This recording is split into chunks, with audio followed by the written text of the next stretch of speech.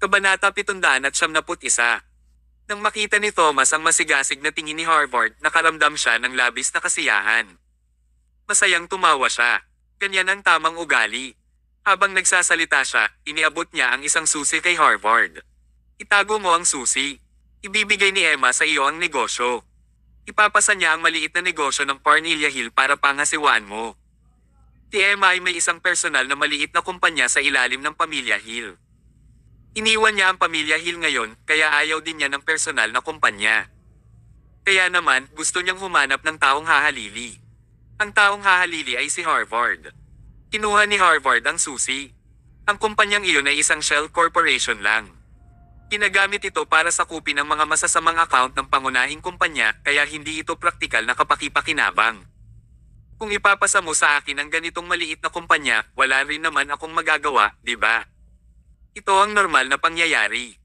Gayunpaman, kinuha ni Thomas ang isang panukala sa pagpaplano ng lungsod at inilagay ito sa harap ng Harvard. Kinabukasan, isang construction planning tender ang gaganapin sa Southland District. Makilahok sa tender na yan gamit ang pangalan ng maliit na kumpanyang ito. Pagkatapos mong gumawa ng isang kumikitang bid, agad nitong polalakasan ang kumpanya. Maaari mong i-recruit ang mga tauhan na pumanig kay Lolo at natanggal sa trabaho ng pangunahing kumpanya at gawin silang magtrabaho sa iyong bagong kumpanya sa halip. Maaari silang magamit kapag binaligtad mo ang sitwasyon. Ginagamit ang maliit na kumpanya para sa pagbid at kumita ng pera upang kunin ang mga lumang miyembro ng kawani pagkatapos ibagsak ang proyekto. Ang pamamaraang ito ay medyo maganda, pero ito ay imposible para makamit ito sa totoong buhay. Si Harvard ay hindi tanga. Napangiti siya ng mapait habang sinasabi, Thomas, pinag-uusapan mo ang lupain sa Northern Wilderness, tama ba?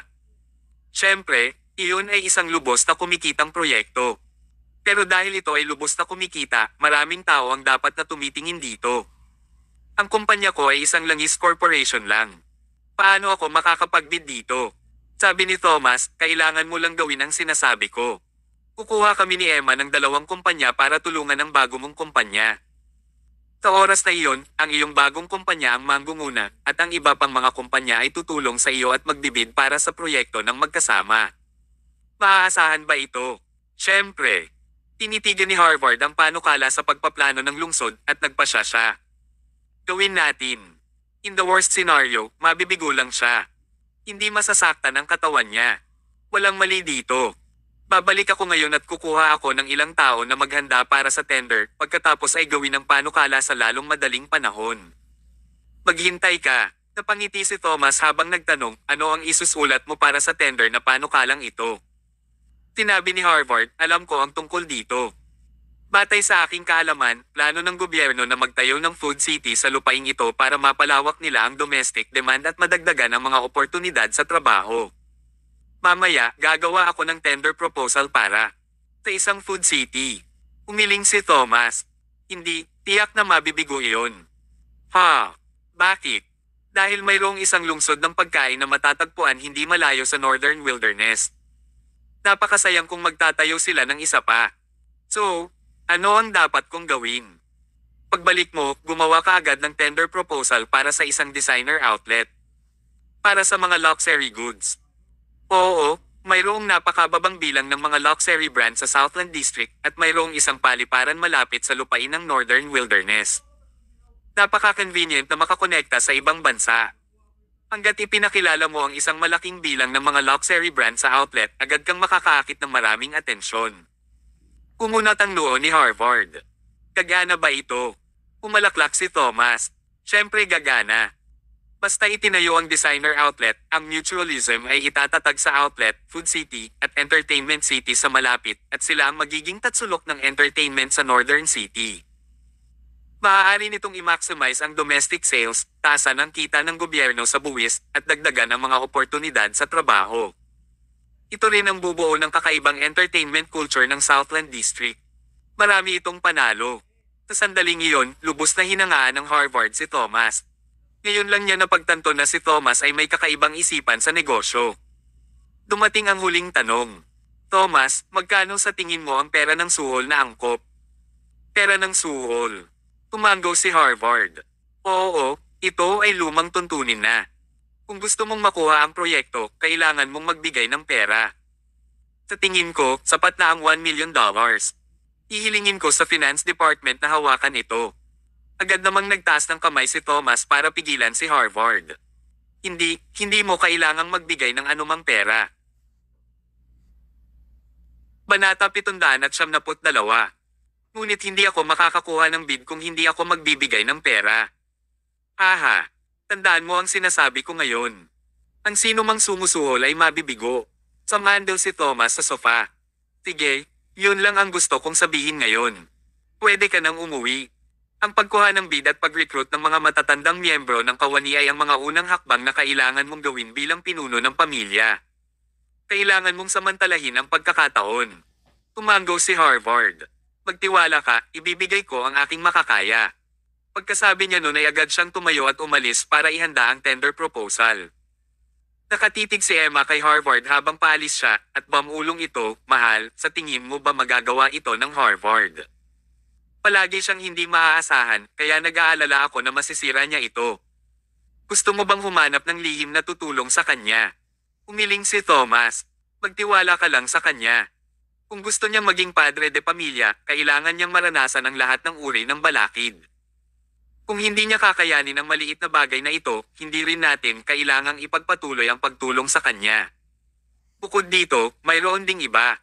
Nakita ni Thomas ang liwanag sa mga mata ni Harvard. Ito ang liwanag na kumakatawan sa isang tao. Ito ay ilaw ng isang tao na lalaban para sa kanyang dignidad. Tila, si Thomas ay mayroon ding ganoong liwanag. Nang si Thomas ay nasa mababang kalagayan, ang liwanag na ito ang nagligtas sa kanya. Ngayon, turn na ni Thomas para iligtas si Harvard na nahulog sa pinakamadilim na panahon ng kanyang buhay tulad ng taong nagligtas sa kanya noon. Sa kabilang banda, nang bumalik si Harvard sa kumpanya, agad niyang hiniling sa kanyang mga tauhan na isulat ang tender proposal. Kahit na siya ay masigasig, wala siyang tiwala. Masyadong matapang ang mungkahi ni Thomas at hindi gagawin iyon ng isang karaniwang tao. Hindi rin siya nagtrabaho sa kanyang orihinal na opisina. Sa halip, pinili niyang magtrabaho sa maliit na kumpanya ni Emma. Napakahalaga ni Harvard sa kanyang privacy ngayon at hindi siya makakagawa ng mga pagkakamali na dati niyang ginagawa. Mula ngayon, kailangan niyang labanan sina Lucas at Jade sa anumang ginawa niya. Nang si Harvard ay nagtatrabaho ng husto, pumasok si Richard sa kanyang opisina. Nang makita niyang ang kanyang apo na dati mapaglaro at mahilig gumala-gala ay biglang nagsumikap, nakaramdam siya ng matinding kaba. Dahil sa kabiguan, ang mga tao ay naging mas mabuti. Malaki ang pagkawala ni Richard sa insidente ni Lucas, ngunit nakakuha siya ng isang mabuting apo na nagsusumikap bilang kapalit. Ang kasawian ay maaaring isang aktwal na pagpapala. Nakatayo lang siya sa pintuan habang tahimik na nakatitig sa Harvard. Sobrang saya ang naramdaman niya. Pagkaraan ng mahabang panahon, natapos ng Harvard ang kanyang trabaho. Nang iangat niya ang kanyang ulo, nakita niya si Richard sa pintuan at nagulat siya. Lolo, bakit ka nakatayo sa pintuan? Please pumasok ka. Haha, ayos lang yan. Tatayo ako dito para panoorin kang magtrabaho. Ito ay medyo maganda. Oo, ito ay medyo mabuti. Lumapit si Harvard at sinabing, Lolo, gusto ako ni Thomas. Agad namang nagtaas ng kamay si Richard para sumenyas na huwag magsalita. Harvard, ikaw ang magiging ulo ng pamilya. Dapat magaling kang magtago ng sikreto. Huwag mong sabihin sa akin ang lahat. Pero ikaw ang lolo ko. So, nakakasigurado ka bang hindi kita ipagkakanulo? Natahimik si Harvard habang nagkibit balikat. Sige, nag-aalala ako na hindi gagana ang paraan ni Thomas. Hindi ako confident. Umalaklak si Richard. Anak, magtiwala ka kay Thomas. Ang kanyang kakayahan ay lampas sa iyong imahinasyon. Magtatagumpay ka sa tulong niya. Kabanata 773. 2 araw ang lumipas sa isang kisap mata. Hindi nagtagal, opisyal na idinaos ang tender para sa proyekto ng Northern Wilderness sa Urban Construction Bureau. Maganda ang pananamit ni Harvard ngayon. Nakasuot siya ng straight professional suit at mukhang nasa mabuting kalooban. Mayabang siyang naglakad papunta sa main entrance nang may biglang tumawag sa kanya. Harvard! Tumalikod si Harvard. Napagtanto niya na ang taong naglalakad ay walang iba kundi ang pinsan niyang si Jade. Nang makita ni Harvard ang babaeng ito, galit na galit siya. Ang lahat ng ito ay dahil sa pukana ni Jade kaya nauwi sa ganito ang pamilya Hill ngayon at nawala ang lahat ng kapangyarihan ni Richard. Dapat mamatay ang masamang babae na ito. Inubad ni Jade ang kanyang sunglasses at tinitigan niya si Harvard. Hoy, mukha kang tao ngayon. Bakit? Nandito ka ba para sa tender? Oo. Bumalik ka. Ako mismo ang mamamahala sa tender para sa pamilya Hill. Hindi ko kailangan ng tanga na katulad mo para makialam. Naging galit ang Harvard. Anong tinawag mo sa akin? Tinawag kitang tanga. Bakit? Hindi ka ba kumbinsido doon? Nakangiting sinabi ni Jade, kung hindi ka tanga, paano ka nawala ng shares dahil sa sugal? Kung hindi ka tulala, paano mo may tatago si Lolo? Ikaw ay isang nakakadismaya at nakakainis na tao. Magwala. Kahit sinong lalaki ay magagalit kung narinig nila ang kanyang sinabi. Kung noon pa man ay lumaban na ang Harvard. Gusto rin niyang suntukin si Jade. Pero, bigla niyang naisip si Thomas. Kung siya si Thomas, ano ang gagawin niya? Hindi pinansin ni Harvard ang kanyang mga salita at nakaka-relax na tumawa. Magpapanggap siya na parang walang narinig at tutok siya sa kanyang trabaho. Oo, hindi ako mapakali sa babaeng ito. Kailangan kong mag-focus sa trabaho ko. Pumunta siya dito para sa bidding, hindi para makipag-away. Kung lumaban siya dito, madadala siya kaagad ng mga security guard at mabibigo siyang makuha ang bid. Inayos niya ang kanyang priority. Kinailangan niyang tiisin. Huminga ng malalim si Harvard.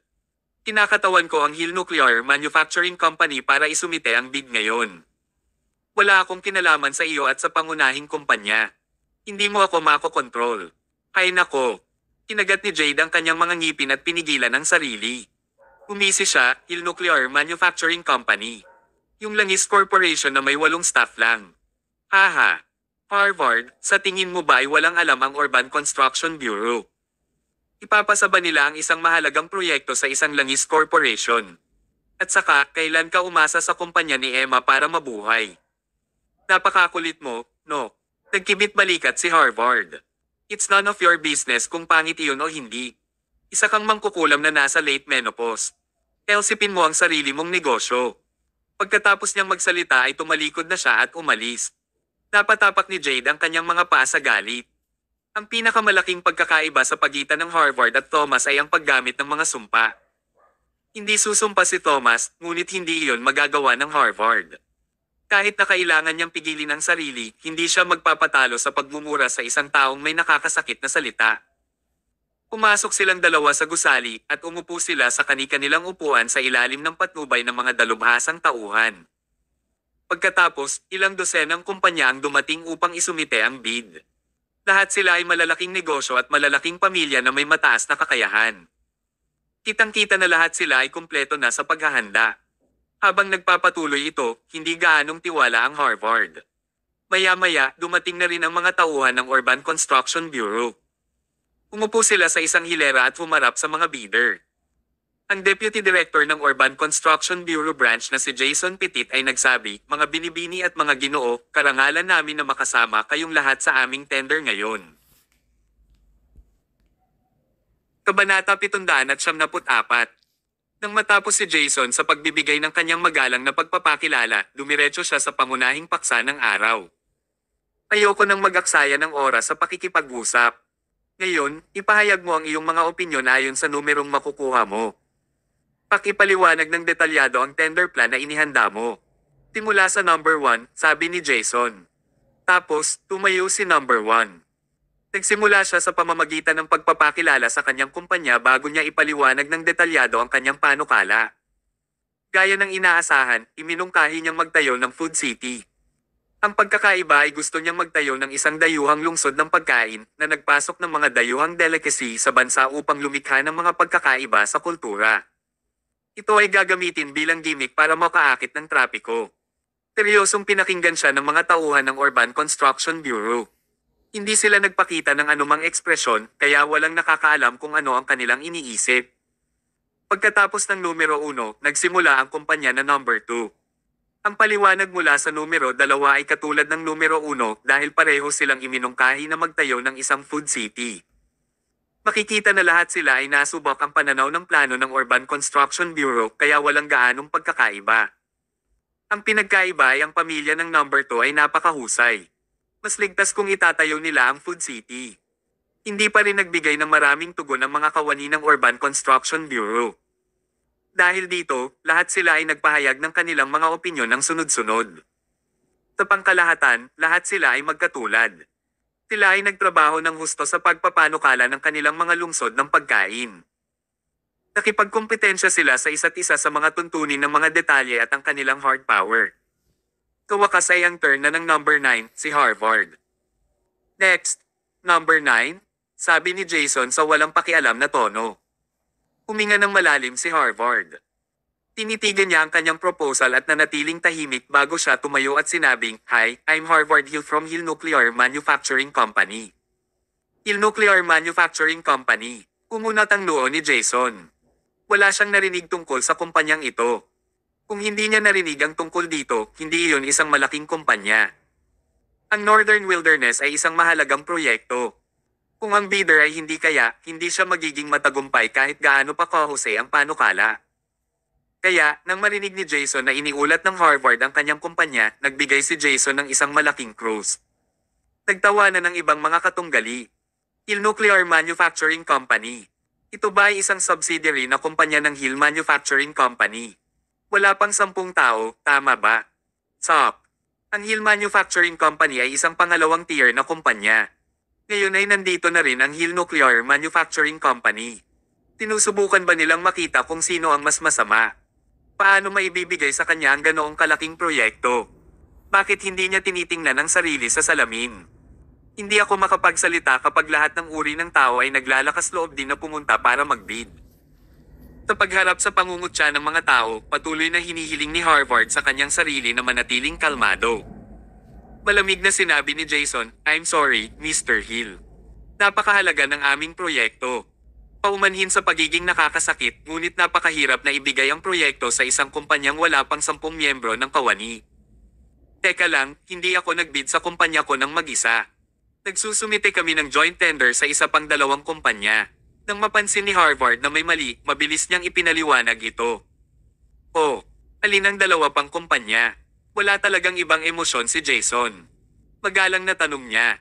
Pagkatapos ng lahat, ang isang tunay na malaking kumpanya ay hindi magsusumit ng isang joint tender.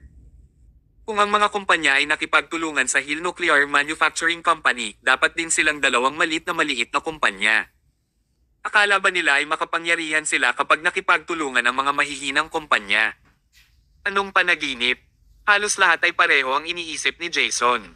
Naghihintay silang tumawa sa Harvard. Gayunpaman, ang mga pangalan na binanggit ng Harvard ay nagulat sa kanila. Ang iba pang 2 kumpanya na nakikipagtulungan sa amin upang isumite ang pinagsamang tender ay ang Shalom Technology at Blazing Sky Heavy Factory. Sa sandaling iyon, lahat ng mga taong naghahanda sa pagtawa ay natigilan. Napawi lahat ng ngiti nila. Hindi, imposible ito. Ang Shalom Technology at Blazing Sky Heavy Factory ay ang malalaking kumpanyang nasa top 5 sa lungsod.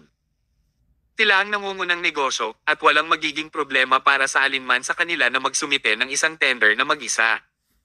Paano sila makikipagtulungan sa isang langis corporation tulad ng Hill Nuclear Manufacturing Company?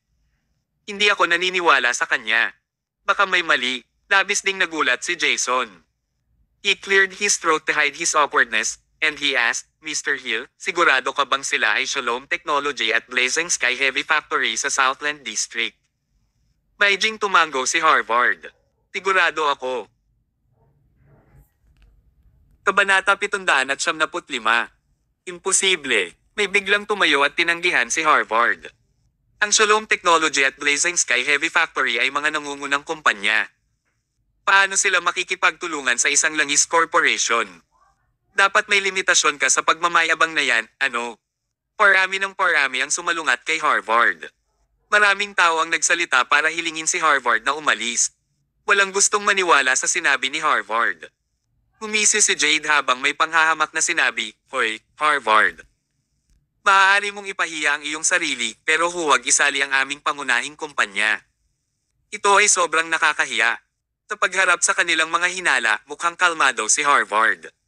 Sa oras na ito, sinenyasan ni Jason ang lahat na manatiling kalmado. Pagkatapos, seryoso niyang sinabi kay Harvard, Mr. Hill, ang malambing ngayon ay napaka-formal at seryoso. Kung maglakas loob kang lokohin ang mga opisyal, kailangan mong pasanin ang responsibilidad. Bahagyang ngumiti si Harvard. Kung ano man ang sinabi ko, iyon ay totoo. Mayroon din akong mga kaukulang dokumento. Talaga. Ipakita mo nga sa amin. Sige.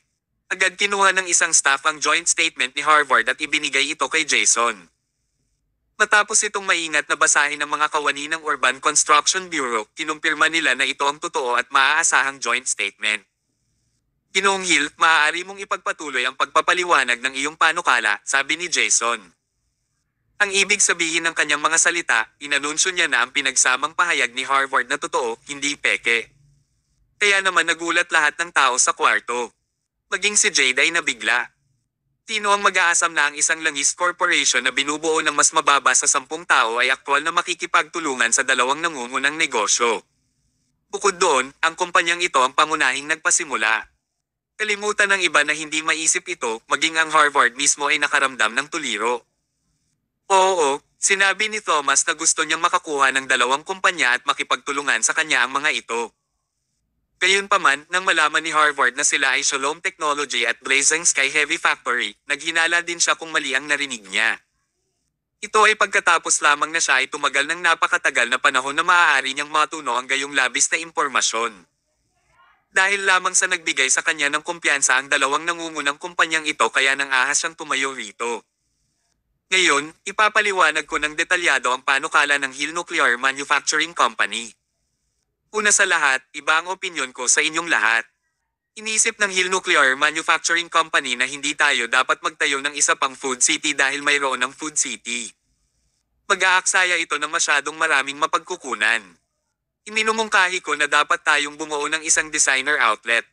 Sa sinabi niyang iyon, walang nabigla. Nagpakita sila ng mapanlate na ekspresyon at marami sa kanila ang nagsimulang kutsain si Harvard dahil sa hindi nila nauunawaan ang sitwasyon noon pa man. Siya ay masyadong walang ingat at pipi. Designer outlet? Haha, walang ganong precedent sa Southland City, tama ba? Bukod dito, malinaw na ipinahayag ng Urban Construction Bureau ang kanilang interes na magkaroon ng food city. Iba pa rin ang iminungkahi ng lalaking ito. Napakawalang isip niya. Pulong ni Jade, ang basura ay basura. Harvard, kaunti lang ang alam mo tungkol sa industriyang ito. Please wag mong ipahiya ang sarili mo dito, okay? Walang pakialam si Harvard sa sinabi ng ibang tao at nagpatuloy siya sa pagpapahayag ng kanyang mga ideya. Ang kanyang mga sumunod na teorya ay napakalinaw pero walang silbi ito. Kapag nagkamali ka sa simula, walang pakialam kung tama ang sinabi mo sa huli. Walang nagmamalasakit sa kanyang pinag-uusapan dahil inalis na nila ang Harvard sa listahan ng kakumpetensya. Noong una ay naisip nila na ang Harvard ay gagawa ng isang bagay na malaki kapag siya ay may suporta ng Shalom Technology at Blazing Sky Heavy Factory, ngunit ang kanyang pagganap ay napakasama. Talagang sinira nito ang reputasyon ng dalawang kumpanya. Pagkatapos magpaliwanag ni Harvard, isinumite rin ang kanyang panukala ayon sa tuntunin. Sa hindi inaasahan, hindi makapal ang proposal ng Harvard dahil isa lang talaga itong proposal. Wala itong anumang pribadong regalo. Ito ay nagpasaya sa iba pang mga bidder.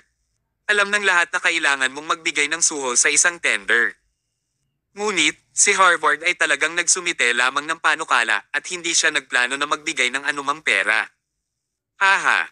Talaga bang hindi niya kayang ubusin ang pera o napakawalang isip niya na hindi niya alam ang pangunahing tuntunin? Napailing ang lahat. Walang tinatrato ang Harvard bilang kanilang kalaban. Sige, maupo ka muna, Mr. Hill. Nang makaupo si Harvard, nakaramdam din siya ng matinding pagkabalisa. Pagkatapos ng lahat, ginagawa niya ang mga bagay na ito ayon sa mga tagubilin ni Thomas. Hindi niya matansya ang kanyang pagkakataong manalo. Batay sa kaalaman ng mga normal na tao, imposibleng manalo sa bid sa naturang panukala. Gayunpaman, sinabi ng kanyang lolo na si Thomas ay hindi isang ordinaryong tao at walang masama sa paniniwala kay Thomas. Kaya, kinailangan ni Harvard na pilitin ang sarili na magtiyaga. Sana magkaroon ng magandang kalalabasan, bulong ni Harvard sa sarili. Susunod, numero 10. Oras na para sa highlight. Number 10 si Jade. Kinatawan niya ang Hill Manufacturing Company para isumite ang tender. Ang lahat ay nag-iwas ng ngiti at seryoso silang nakinig sa kanya. Bagaman ang kakayahan ng Hill Manufacturing Company ay pangalawang antas, sila ay nanalo sa nakaraang proyekto ng muling pagtatayo. Ito ay sapat na upang makita ang kahangahangang aspeto ng kumpanya. Naniniwala sila na iba ang kayang dalhin ni Jade. Seryosong nakikinig ang lahat. Sa katunayan, ibang bagay ang iminungkahi ni Jade. Iminungkahi niya ang pagtatayo ng isang pambansang lungsod ng pagkain. 8 pangunahing lutuin ang ipakikilala at maaaring tipunin ng Food City ang lahat ng mga delicacy mula sa buong bansa.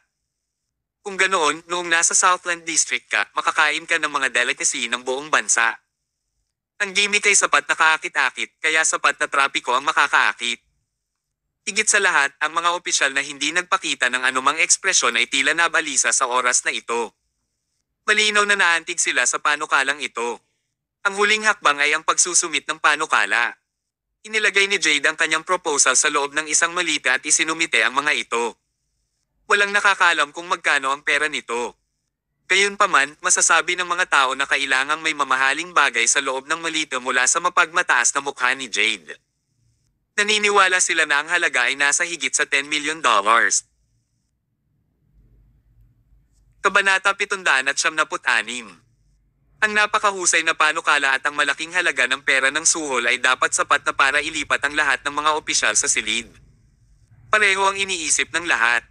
Miss Hill, ang ganda ng iyong pananalita. Maupo ka muna.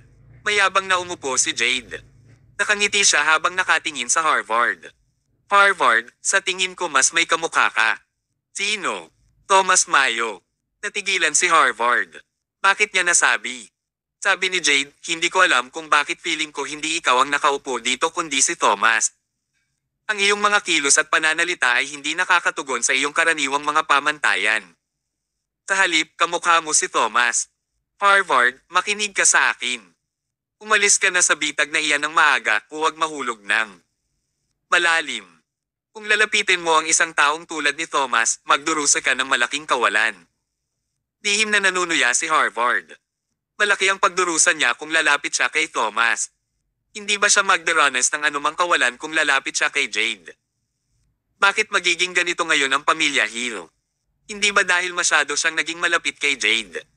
Tumalikod si Harvard at hindi na siya pinansin.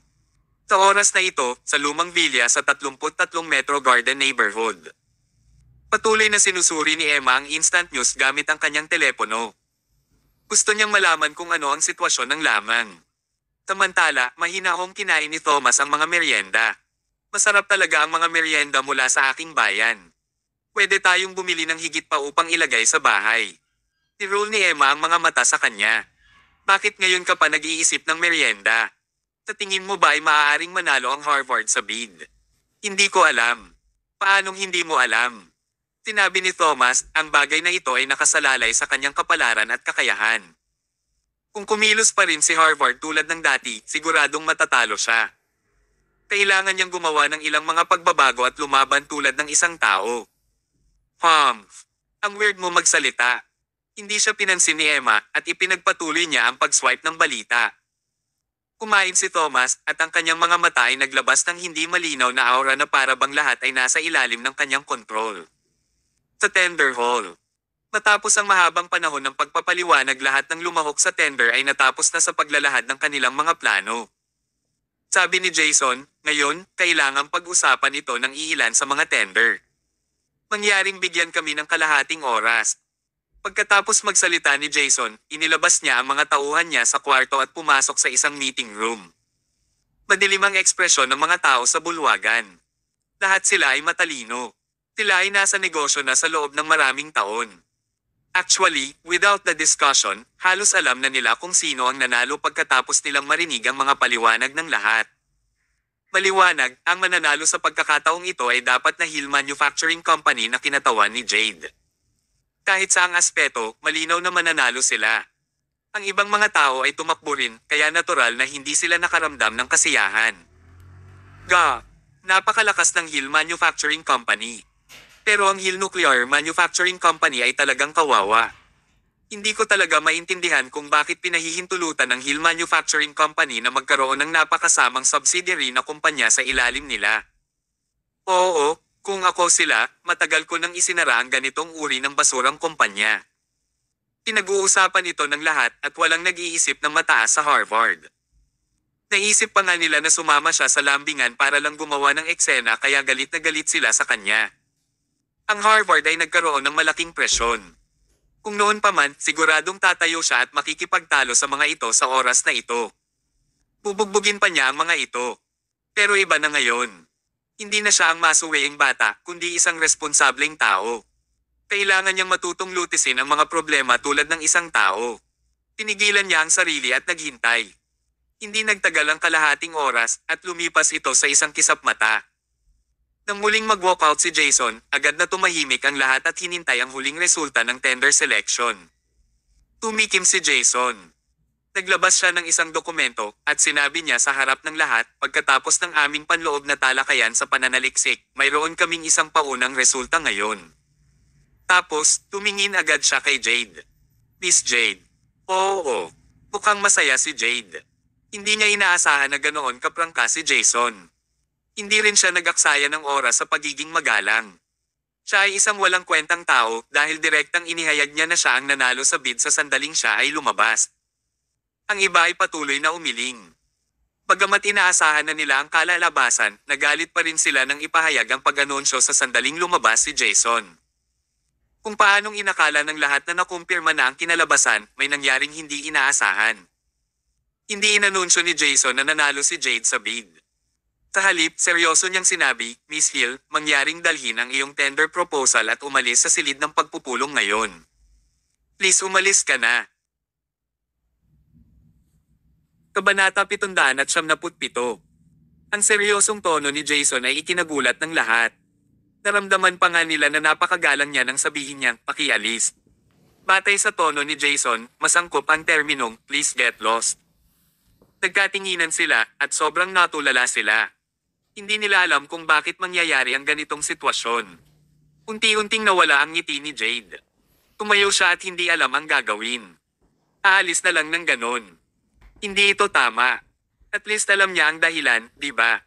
Napalunok si Jade. Hiniling niya na subukang tanungin, maaari ko bang malaman kung bakit mo ako pinaalis? Inilapag ni Jason ang itim na malite sa mesa at mukhang seryoso siya habang sinasabi, hindi mo ba alam kung ano ang dahilan niyan? Hindi mo ba alam kung ano ang nasa loob ng lahat ng ito? Inilibot niya ang tingin sa buong silid. Okay, I'll also take this chance para sabihin sa inyong lahat. Kami ay patas at pantay ang aming tender. Ang pagkapanalo mo sa bid ay depende sa iyong hard power, hindi sa panunuhol ng pera. I'm very disappointed today. Ano ang lamang para sa inyong lahat? Ang bawat isa sa inyo ay nagbigay ng mas malaking halaga ng panunuhol kaysa sa isa. Sa tingin mo ba ito ay isang auction? Pinagalitan niya ang mga tao.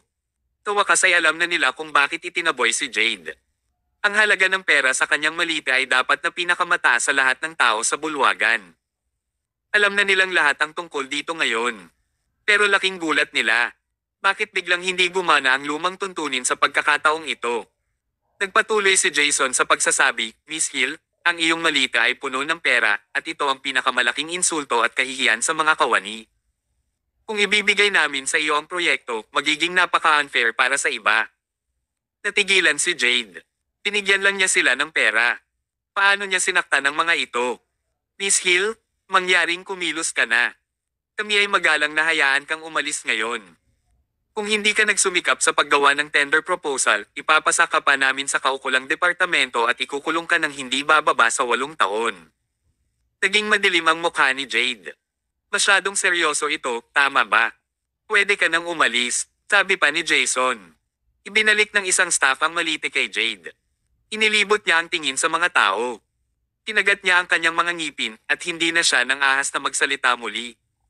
Lumabas na lang siya ng hall na malungkot. Noong una ay may kumpiyansa siyang pumunta doon at naisip na siya ang makakasiguro sa bid. Tinong makakaalam na biglang magbabago ang isip ng mga opisyal. Tinuhulan niya sila ng pera, ngunit nagalit pa sila. Anong klaseng mundo ito? Hindi sinasadya ni Jade na magmadaling lumabas ng bulwagan. Sa halip, sinadya niyang pabagalin ang kanyang lakad. Naglakad siya habang palihim na nakikinig kung sino ang kukuha ng bid. Samantala, nagpakawala ng mahabang hininga si Jason. Patuloy niyang sinabi, gusto kong purihin ang isang tao dito na si Mr. Harvard Hill. Siya ang tanging tao na hindi nagbigay ng anumang suhol. Siya ay tapat at pinaghirapan niya ito. Ito ang huwaran para sa inyong lahat. Nagkatinginan ang lahat sa kawalan. Pinagtawanan pa rin nila si Harvard dahil sa pagiging ignorante at hindi alam ang mga patakaran ngayon, ngunit agad nilang kinain ang kanilang sariling mga salita ngayon. Si Harvard na hindi nanunuhol ay naging huwaran na sa kanilang lahat. Medyo kawilwili din ito. Sige, ayoko nang mag-aksaya ng oras sa pakikipag-usap. Susunod, i-aanunsyo ko ang matagumpay na bidder. Sa wakas ito ang pangunahing pinagtutuunan ngayon. Takto namang naglakad si Jade papunta sa pinto. Tinadya niyang tumigil sandali, tumalikod, at tumingin sa meeting hall. Sa harap ng mga tao, sinabi ni Jason, "Ibinabalita ko ngayon na ang kumpanyang kumukuha ng proyekto ng Northern Wilderness sa pagkakataong ito ay ang pinagsamang kumpanya na pinamumunuan ng Hill Nuclear Manufacturing Company at tinutulong ng Shalom Technology at Blazing Sky Heavy Factory." Pagkasabi niya noon, biglang nagkagulo ang bulwagan. Paano ito nangyari? Nagbibiro ba sila? Talagang sumuko na sila sa Food City Project at gustong tumutok sa designer outlet. Hindi sila interesado dito, tama ba? Nagkatinginan ng bawat isa sa kawalan at hindi nila alam kung bakit makukuha ng Hill Nuclear Manufacturing Company ang bid. Ito ay hindi nagkakaroon ng sense at all. Kabanata 778. Mukhang natarante rin si Harvard. Sa totoo lang, wala siyang pag-asa dito. Kaya, nang mabalitaan niyang nakuha niya ang bid, ang una niyang tugon ay nagulat sa halip na makaramdam ng kasiyahan. Matapos siyang huminto saglit, puno ng kaligayahan ang kanyang puso. Sobrang saya ang naramdaman niya. Nagawa ko. Nagawa ko. Tuwang-tuwang tumalon si Harvard mula sa kanyang upuan. Wala siyang nakamit sa unang kalahati ng kanyang buhay, ngunit ang hindi seryosong lalaki ay sa wakas ay nakataas ang kanyang ulo. Maaari rin siyang magtagumpay bilang isang tao. Paanong hindi siya magiging excited sa performance na ito? Hindi. Hindi kaya. Nagulat si Jade sa pintuan. Nahirapan siyang paniwalaan na talagang nagtagumpay ang Harvard. Dapat tandaan na narinig ng lahat na ang pananaw ng gobyerno para sa proyektong ito ay isang food city. Bakit biglang nagbago ang isip nila? Sa entablado, ipinaliwanag ni Jason, siguro lahat kayo ay naguguluhan din kung bakit kami sasang-ayon sa mungkahi ni Mr. Hill. Kumbaga, ang gobyerno ay talagang nagtayo ng isang food city, ngunit iyon lamang ang aming interest. Hindi ito ang katotohanan. Sa tender na ito, isa sa mga layunin ay marinig ang iyong mga opinyon at tingnan kung may mas magandang pagpipilian. Pero, halos lahat kayo binaigo ako. Pulag na sinusunod nyo ang gusto ng superior nyo. Sinusunod nyo lang kung ano ang gustong gawin ng nakatataas ng wala sa sarili nyong kamalayan.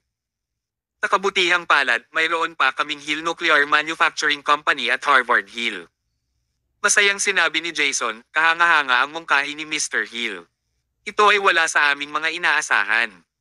Pagkatapos naming pag-usapan at pag-aralan ito, naisip namin na ang pagiging posible nito ay napakataas, at ang tubo ay ang pinakamalaki. Ang gusto ng gobyerno ay isang magandang kumpanya na responsable at may kakayahan. Ito ang dahilan kung bakit pinili namin ang Hill Nuclear Manufacturing Company upang maging matagumpay na bidder. Masigasig siyang magsalita kaya napahiya ang lahat. Sa totoo lang, karamihan sa kanila ay ayaw ding gumawa ng proyekto tungkol sa isang food city, at lahat sila ay may kanya-kanyang iniisip. Ngunit, wala ni isa sa kanila ang nangahas na ipilit ang sarili nilang mga iniisip. Lahat sila ay bulag na ginawa ang gusto ng kanilang superior. Nang marinig nila na ang interes ng gobyerno ay isang food city, sumuko sila at piniling magsilbi sa gobyerno. Sa huli, nakita rin nilang lahat na nabigo ang mga taong sadyang nambobola. Samantala, si Harvard, na iginiit ang kanyang sariling opinyon, ay nagtagumpay. Clap, clap, clap, clap. Malakas na palakpakan ang narinig sa bulwagan. Ang mga taong nanunuya sa Harvard ngayon ay masigasig na pumalakpak. Napuno ito ng paghingi ng tawad at paghanga. Taos-puso silang pumalakpak para sa Harvard.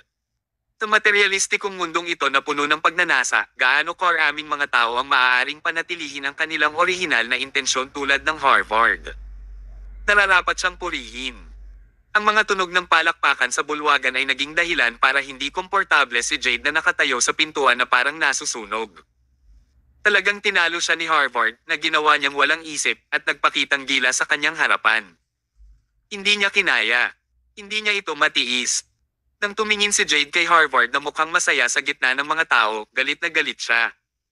At the same time, may nararamdaman din siya. Magkamukha sila. Masyado silang magkamukha. Sa oras na ito, si Harvard ay talagang kamukha ni Thomas. Ang pagpapalit ba ng ulo ng pamilya ay nagsilang ng pangalawang Thomas. Nag-aalala si Jade habang nagsasalita. Kabanata 779. Ang pamilya Hill, gusali ng opisina. Sa oras na ito, ang nakaupo sa opisina ng chairman ay ang bagong chairman na si Lucas. Nag-swipe siya sa pinakabagong listahan ng pangalan. Tinibak na niya ang lahat ng mga tauhan na kumampi kay Richard at pinalitan sila ng sarili niyang mga tao. Inalis niya ang mga taong wala sa kanyang panig bago niya binago ang pangunahing negosyo ng kumpanya. Gusto niyang gawing tool, ang Hill Manufacturing Company para kumita siya ng pera. Hindi napigilan ni Lucas ang mapangiti nang maisip ang masayang bagay. Habang nakaramdam siya ng saya, biglang bumukas ang pinto ng opisina at nagmamadaling pumasok si Jade. Medyo nalungkot si Lucas. Bakit parang masungit siya? Kahit kapatid niya ito, wala rin naman siyang magagawa, di ba? Pero, bago siya magsalita, si Jade ang unang nagsabi ng, Lucas, may malaki at hindi magandang nangyayari. Isang bagay na malaki. Ano ito? Napabuntong hininga si Jade at sinabing, hindi ba hiniling mo ako na isumite ang tender? Nabigo ako. Kumunat ang noo ni Lucas. Walang mali sa plano at bribe money na inihanda nila. Nangunguna rin ang kanilang kakayahan. Sa teorya, ang plano ay hindi dapat mabaygo. Pero, ang negosyo ay parang isang larangan ng digmaan. Walang sino man ang patuloy na mananalo. Ang tagumpay at pagkatalo ay normal sa usaping militar. Hindi niya ito pinansin at mahinahong sinabi, okay lang na mabaygo. Medyo malakas din ang ibang bidder.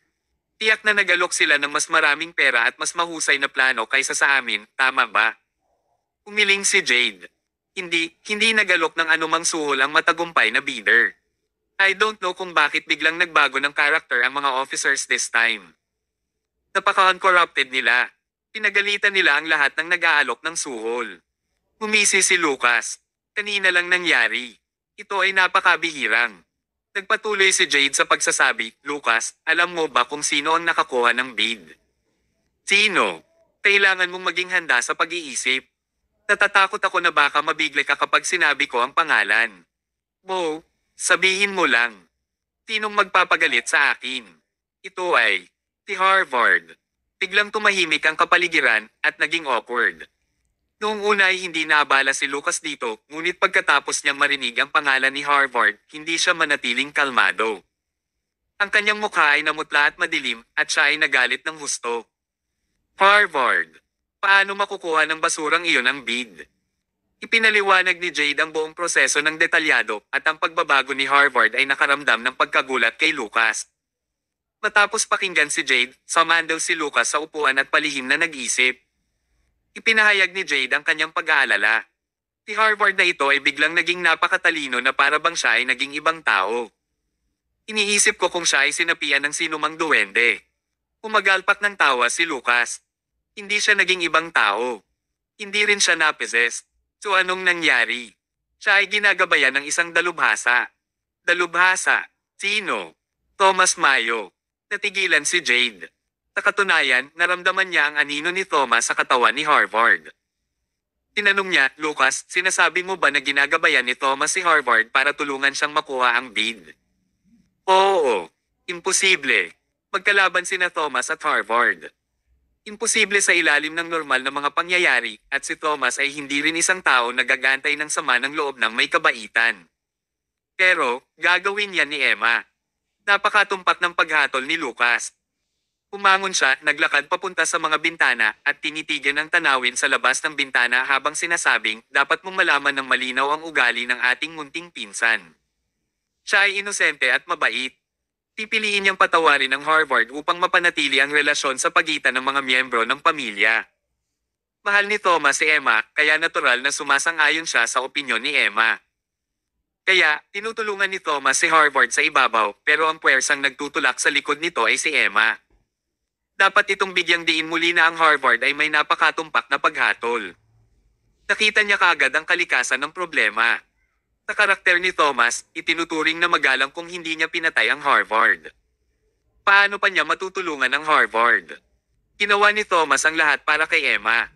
Patuloy na sinabi ni Lucas, at saka, dalawang bagay ang naiulat sa akin ng mga tao ko kanina. Una, matagal nang nakipag-usap si Thomas kay Lolo sa prayer room at hindi ko alam kung ano ang pinag-usapan nila. Pangalawa, tinulungan ni Thomas ni Harvard na bayaran ang kanyang $5 million na utang. Nakaramdam ng goosebump si Jade habang nakikinig kay Lucas at sinabi niya, Lucas, may mali dito. Kung magpapatuloy ito, tutulungan ni Thomas si Harvard na maging pinuno ng pamilya. Kahit si Jade ay nakikita itong paparating, paanong hindi yun nakita ni Lucas? Tumangala siya sa langit sa malayo at bamulong, akala ko noong una ay tagalabas lang si Thomas at marami siyang alitan kay Lolo. Ang paggagaw namin sa ulo ng pamilya ay walang kinalaman sa kanya kaya hindi siya nakikialam. Pero, parang na-miss ko si Emma. Fine, if it's going to happen, hindi ko na mapipigilan. Thomas Mayo. Ang taong ito ay ginawang alamat sa inyong lahat. Gusto kong makita kung gaano siya kahanga-hanga.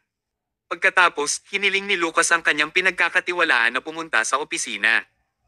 Ito ay si Landon Kirby mula sa Fortune Enterprise. Ginoong Hill, hinahanap mo ba ako? I'm sorry, Mr. Kirby. Kailangan kong humingi ulit ng favor sa iyo.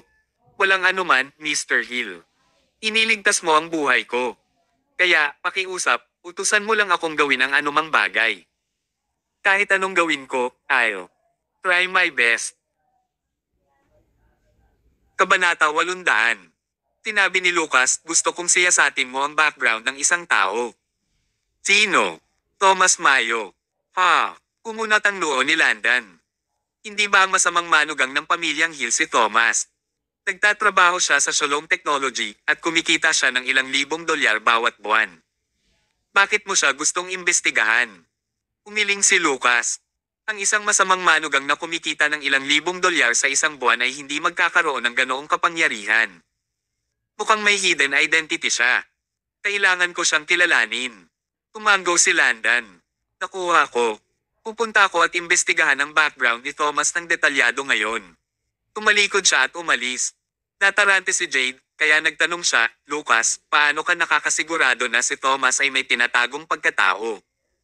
Kung meron man talaga, imposibleng hindi alam ni Emma at ng pamilya niya, di ba? Mahirap sabihin. Napabuntong hininga si Lucas. Ito lang ang instinct ko. Wala akong anumang ebidensya. Pero base sa mga nakaraang performance ni Thomas, hindi ako naniniwala na junior staff lang siya. Oo, hindi ba sumali si Thomas sa hukbo sa kanlurang baybayin ilang taon na ang nakalilipas? Umuwi ka at hilingin sa iyong asawa na siyasatin kung ano ang posisyon ni Thomas sa kanlurang baybayin. Lalong naguluhan si Jade. Kailangan ba ito? Masyadong abala si Donald. Kung hihilingin ko sa kanya na imbestigahan ang isang junior na sundalo, magagalit siya. Tulungan mo ako. Sige. Sa oras na ito, hindi pa rin alam ni Jade kung gaano sila magugulat dahil sa pagtuturo ni Lucas. Hindi niya lubos maisip kung ano ang mararamdaman niya kapag natuklasan niya ang tunay na pagkatao ni Thomas. Umalis na din si Jade. Si Lucas na lang ang naiwan sa opisina. Tumingin siya sa labas ng bintana at bumulong sa sarili, if they can figure him out, fine. Pero kung hindi nila malalaman kung sino siya, hindi na siya naglakas loob na isipin pa iyon. Kasabay nito, sa lumang villa sa 33 Metro Garden neighborhood, narinig ang tawanan at daldalan. Tumawa ng malakas si Harvard sa bahay. Thomas, isa kang nakakatakot na alamat. Nangyari ang lahat tulad ng iyong hinulaan. Nakuha ko talaga ang lamang. Sikat na ngayon ang Hill Nuclear Manufacturing Company. Ngayon alam na ng lahat na ang Northern Wilderness ang bubuuan natin. Sa hinaharap, ang Hill Nuclear Manufacturing Company ay maaari pang umalis sa pangunahing kumpanya at magtrabaho ng nakapag-iisa. Umigop ng tsaa si Thomas. Hindi pwede. Gusto kong bawiin mo ang posisyon ng ulo ng pamilya, hindi ang magtrabaho ng mag-isa. Umalaklak si Harvard. Sige, makikinig lang ako sa'yo. Gagawin ko lahat ng gusto mong gawin ko. Napatingin si Thomas kay Emma. Si Emma ay may taas at understanding, kaya kumuha siya ng isang listahan ng pangalan at inilagay ito sa mesa. Harvard, ang mga pangalan sa listahan ay ang mga matandang staff na sinibak ni Lucas o kaya naman ay may balak siyang tanggalin. Mababasa mo ito. Kinuha ito ni Harvard at binasa ang listahan mula sa itaas hanggang sa ibaba. Ano ba yan? Lahat sila ay mga matandang tauhan na nagtrabaho kasama si Lolo sa loob ng halos 20 taon. Ang ilan sa kanila ay parang mga kapatid ni Lolo. Si Lucas, ang jerk ay naglakas loob na paalisan ang grupong ito ng mga matandang tauhan. Paano mabubuhay ang pamilya Hill? Sabi ni Emma, nag-recruit si Lucas ng maraming bagong staff sa kumpanya at lahat sila ay mga pinagkakatiwalaan niya. Gusto niyang gawing kasangkapan ang pamilya Hill para kumita ng pera para sa kanila. Ang kinabukasan ng pamilya Hill ay hindi isang bagay na kailangan niyang isaalang-alang. Huminto siya saglit bago siya nagpatuloy sa pagsasabing, ang inisip namin ni Thomas ngayon ay i-recruit ang lahat ng staff na tinanggal niya sa iyong Hill Nuclear Manufacturing Company. Kahit mababayaran lang sila ng hindi nagtatrabaho, kailangan mo rin silang kunin. Hindi mo dapat i-release ang mga ito sa ibang kumpanya. Sila ang mga lumang miyembro ng kawani at lahat sila ay maaaring magtrabaho sa kanilang sarili. Sila ang mahalagang yaman ng aming kumpanya kaya hindi namin sila maaaring mawala. Gaano man karaming pera ang kailangan mong gastusin, kailangan mo ring panatilihin ang mga ito. Tungkol sa pera, babayaran ka ng Shalom Technology at Blazing Sky Heavy Factory. Napakasaya ni Harvard. Sige, ako na ang bahala. Sa totoo lang, I hate those ungrateful people the most. Susubukan ko ang aking grupong ito ng mga lumang miyembro ng kawani. Pagkatapos magsalita ni Harvard, tumalikod siya at umalis. Paglakad niya papunta sa pinto, bigla siyang tumalikod at sinigawan si Thomas, "Thomas, salamat." Sinigawan din niya si Emma, "Emma, napakapalad mong napangasawa ang isang mabuting asawa." Hangal ni Emma, "Ipinarinig mo na parang wala na siya sa liga ko. Hindi ba ako bagay sa kanya?" Umagalpak ng tawa si Thomas. Hinawakan niya ang kamay ni Emma. "Paano kaya? Ako ang hindi sapat para sa iyo. Hindi pa ba ako umaasa sa pamilya mo?" Pagkasabi niya nun, nagtawanan silang tatlo. Pagbalik ni Thomas mula sa kanlurang baybayin, sino ang mag-aasam na magdadala siya ng malaking pagbabago sa pamilya Hill? Habang nag-uusap sila, nagring ang phone ni Thomas. Isa itong numero ng telepono na nanatiling hindi aktibo sa mahabang panahon. Ito ay isang tawag mula kay Zach Quinn mula sa punong tanggapan ng Stella Jewelers sa Milan. Umiti ng mahina si Thomas. Nang makita niya ang numero, alam niya kung ano ang nangyayari. Matagal nang may plano ang Stellar Jewelers na umunlad sa bansa. Nais nilang bumuo ng kanilang brand effect sa Southland District. Matagal na nila itong plinano na sa wakas ay gusto na nila ipatupad ito ngayon. "Hey, Mr. Queen, nandito ka na sa wakas sa Southland District."